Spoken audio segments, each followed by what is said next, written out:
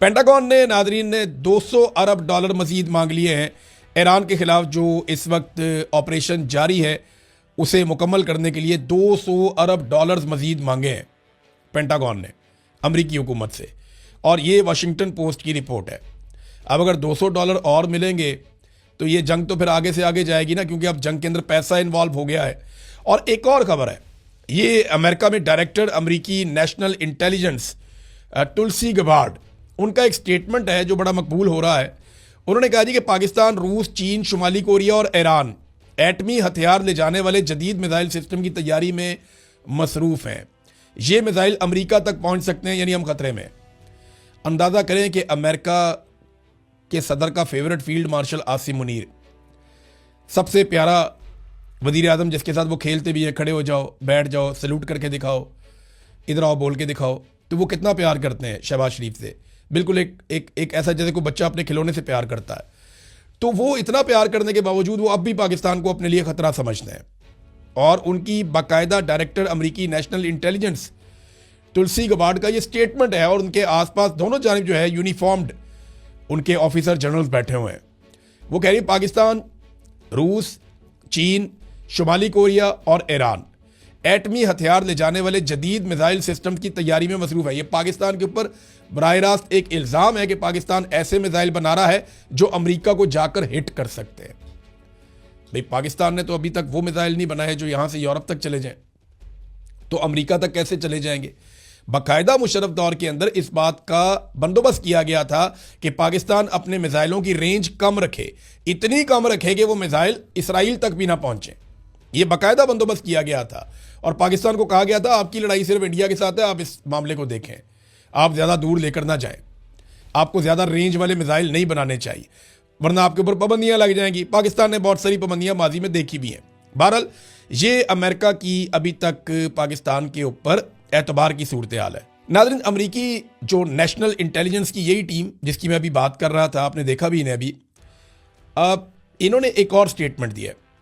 इन्होंने कहा जी पिछले साल जब इनसे पूछा गया तो इन्होंने बताया कि पिछले साल जब ईरान के ऊपर अटैक किया गया था और ये दावा किया गया था अमेरिका की जानिब से कि यूरेनियम की तैयारी के लिए, एटमी सलाहियत हासिल करने के लिए ईरान की जो सलाहियत थी या फैसिलिटी थी उनको तबाह कर दिया गया और अब ईरान ऐसा नहीं कर सकेगा। जब ये सवाल किया गया तो उन्होंने ये बताया कि नहीं, ईरान ऐसा कर भी नहीं रहा था। यानी डोनाल्ड ट्रंप का एक और जवाब जिसकी बुनियाद पे डोनाल्ड ट्रंप ने जंग खड़ी की है कि ईरान मिसाइल बना के तो एटमी हमला करने वाला था और एटमी तजर्बा करने वाला था और वो एटम बम बना रहा था। देखिए, पिछले साल डोनाल्ड ट्रंप ने कहा कि अब ईरान ये नहीं कर पाएगा, हमने तबाह बर्बाद कर दिया। इस साल डोनाल्ड ट्रंप ने दोबारा अटैक कर दिया ये कहकर के वो ये करने वाला था। तो अब जो अमेरिकन इंटेलिजेंस, नेशनल इंटेलिजेंस की टीम है, उन्होंने भी कह दिया कि नहीं, डोनाल्ड ट्रंप का ये जवाब उन्होंने फारिग कर दिया। नाज़रीन, इतनी सारी खबरों में एक कुछ थोड़ी सी बेहतर खबर भी है और वो ये है कि पाकिस्तान ने अफ़गानिस्तान से आर्जी तौर पे जंगबंदी कर ली है। और जो पाकिस्तान एक ऑपरेशन कर रहा था गज़बुल हक, उसके बारे में कहा गया जी आर्जी तौर पे ईद के दिनों में इसे रोक दिया जाएगा। और इसे रोकने के लिए जो दरख्वास्त की थी जिन ममालिक ने, उनमें सऊदी अरब, कतर और तुर्की है। इन्होंने कहा था जी कि आप ये जो गज़बुल हक ऑपरेशन है इसको रोके ईद के दिनों में और ये लड़ाई नहीं होनी चाहिए। तो पाकिस्तान ने तो रोक दिया, अब इन्हीं ममालिक को दबाव डालकर अमेरिका और इसराइल से भी जंगबंदी करवानी चाहिए। ईरान के लोगों का भी हक है कि वो ईद का त्यौहार मना लें। यूरोपीय यूनियन और दीगर मुल्कों के सफ़ीर और कुछ बड़े इंपॉर्टेंट लोग जो हैं वो अफ़गानिस्तान में जो अस्पताल तबाह हुआ मुबैना तौर पे, वो इसका दौरा कर रहे हैं और वहाँ से मालूमात इकट्ठी कर रहे हैं। अब इस पर तहकीकात होना शुरू हो गई हैं कि वाकई वहाँ पे असले का डिपो था या वहाँ पे वाकई इलाज हो रहा था उन लोगों का जो नशे के आदी हैं। पाकिस्तान के DGISPR ने, फ़ौज के तर्जुमान ने, एक इंटरव्यू दिया अहमद मीर साहब को और उसमें उन्होंने दावा किया कि ये जो नशई लोग होते हैं इन्हीं को खुद कुछ हमले के लिए इस्तेमाल किया जाता है। फिर उन्होंने ये भी दावा किया कि वहाँ पे जनाब धमाके बहुत ज़्यादा हो रहे थे तो वहाँ कोई असले का डिपो भी था। लेकिन ये सारी चीज़ें क्योंकि बैनुल अक़वामी इदारे मौजूद हैं अफ़गानिस्तान में, तो इसकी इंक्वायरी हो सकती है और ये चीज़ें और हक़ाइक़ जल्द सामने आ जाएंगे।